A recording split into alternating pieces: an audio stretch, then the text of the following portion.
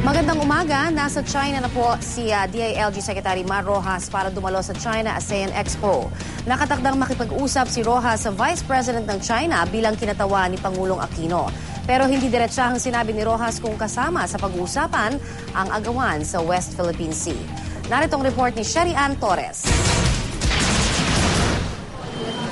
Lumipad na patungong China si Interior Secretary Mar Rojas para pangunahan ng Philippine delegation sa China ASEAN Expo. Kalakalan at turismo ang ibibida sa pagtitipon. Pero ang target daw talaga ni Rojas ay makausap si Chinese Vice President Xi Jinping.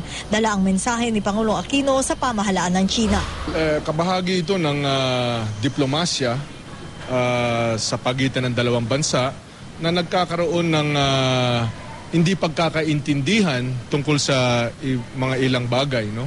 So hindi naman po pwede na i-atras lang natin ang interes ng ating bansa para lamang na smiling ang lahat, no?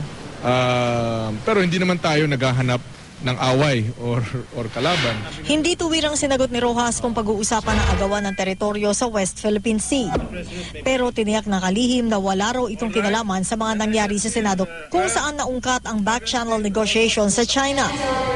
Paglilinaw naman ni Presidential Spokesperson Edwin Lacerda na kabilang sa delegasyon.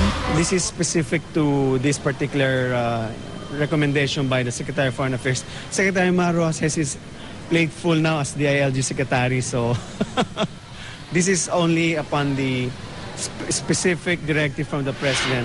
Bago umalis, nakipagpulong muna si Rojas kay Foreign Affairs Secretary Albert Del Rosario na siya nagrekomendang ipadala si Rojas batay sa hiling ng China.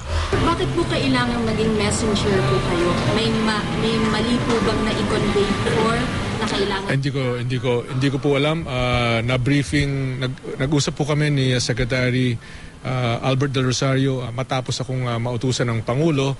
Binigay niya yung broad brush stroke kung ano ito at yung detalye ay nanggaling sa kay Secretary Del Rosario. Ayon naman sa National Defense Department, kailangan daw ang lahat ng klaseng negosasyon para maplansya ang gusot natin sa China kaugnay ng West Philippine Sea. Lahat ng options kailangan gawin. Back channel, forward channel, whatever, para lang maayos ang problema. Para sa unang balita, Sherry Ann Torres reporting.